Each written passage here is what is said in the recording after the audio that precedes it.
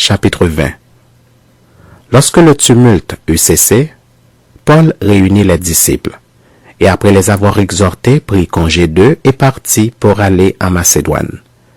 Il parcourut cette contrée en adressant aux disciples de nombreuses exhortations. Puis il se rendit en Grèce où il séjourna 3 mois.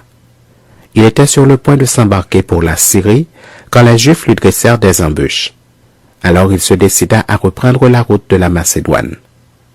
Il avait pour l'accompagner jusqu'en Asie Sopater de Bérée, fils de Pyrrhus, Aristarque et Second de Thessalonique, Gaius de Derbe, Timothée, ainsi que Tychique et Trophime, originaires d'Asie. Ceux-ci prirent les devants et nous attendirent à Troas. Pour nous, après les jours des pains sans levain, nous nous embarquâmes à Philippe, et au bout de 5 jours, nous les rejoignîmes à Troas, où nous passâmes 7 jours. Le premier jour de la semaine, nous étions réunis pour rompre le pain. Paul, qui devait partir le lendemain, s'entretenait avec les disciples, et il prolongea son discours jusqu'à minuit. Il y avait beaucoup de lampes dans la chambre haute où nous étions assemblés. Or, un jeune homme nommé Eutychus, qui était assis sur la fenêtre, s'endormit profondément pendant le long discours de Paul, entraîné par le sommeil. Il tomba du 3e étage en bas, et il fut relevé, mort. Mais Paul, étant descendu, se pencha sur lui et le prit dans ses bras en disant, « Ne vous troublez pas, car son âme est en lui. » Quand il fut remonté, il rompit le pain et mangea, et il parla longtemps encore quelques jours. Après quoi, il partit. Le jeune homme fut ramené vivant, et ce fut le sujet d'une grande consolation. Pour nous, nous précédâmes Paul sur le navire et nous fîmes voile pour Assos, où nous avions convenu de le reprendre parce qu'il devait faire la route à pied. Lorsqu'il nous eut rejoints à Assos, nous le prîmes à bord et nous allâmes à Mytilène. De là, continuant par la mer, nous arrivâmes le lendemain vis-à-vis de Chios. Le jour suivant, nous cinglâmes vers Samos, et le jour d'après, nous vîmes à Milet. Paul avait résolu de passer devant Éphèse sans s'y arrêter, afin de ne pas perdre de temps en Asie, car il se hâtait pour se trouver, si cela lui était possible, à Jérusalem le jour de la Pentecôte. Cependant, de Milet, Paul envoya chercher à Éphèse les anciens de l'Église.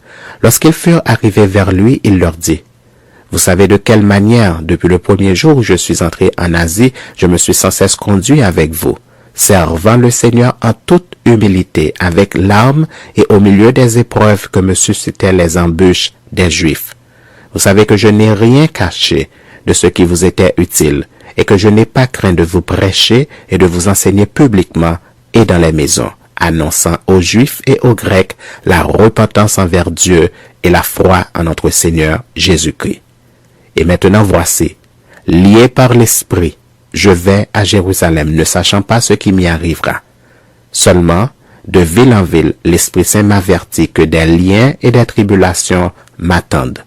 Mais je ne fais pas pour moi-même aucun cas de ma vie, comme si cela m'était précieuse, pourvu que j'accomplisse ma course avec joie et le ministère que j'ai reçu du Seigneur Jésus d'annoncer la bonne nouvelle de la grâce de Dieu. Et maintenant voici, je sais que vous ne verrez plus mon visage, vous tous au milieu desquels j'ai passé en prêchant le royaume de Dieu. C'est pourquoi je vous déclare aujourd'hui que je suis pur du sang de vous tous, car je vous ai annoncé tous le conseil de Dieu sans en rien cacher. Prenez donc garde à vous-même et à tout le troupeau sur lequel le Saint-Esprit vous a établi évêque pour paître l'Église du Seigneur qu'il s'est acquise par son propre sang. Je sais qu'il s'introduira parmi vous après mon départ des loups cruels qui n'épargneront pas le troupeau, et qu'il s'élèvera du milieu de vous des hommes qui enseigneront des choses pernicieuses pour entraîner des disciples après eux. Veillez donc, vous souvenant que, durant 3 années, je n'ai cessé nuit et jour d'exhorter avec larmes chacun de vous. Et maintenant je vous recommande à Dieu et à la parole de sa grâce, à celui qui peut édifier et donner l'héritage avec tous les sanctifiés. Je n'ai désiré ni l'argent, ni l'or, ni les vêtements de personne. Vous savez vous-même que ces mains ont ont pourvu à mes besoins et à ceux des personnes qui étaient avec moi. Je vous ai montré de toute manière que c'est en travaillant ainsi qu'il faut soutenir les faibles et se rappeler les paroles du Seigneur qui a dit lui-même, « Il y a plus de bonheur à donner qu'à recevoir. » Après avoir ainsi parlé, il se mit à genoux et il pria avec eux tous, et tous fondirent en larmes. Et se jetant au cou de Paul, il l'embrassait, affligé surtout de ce qu'il avait dit qu'il ne verrait plus son visage. Et ils l'accompagnèrent jusqu'au navire.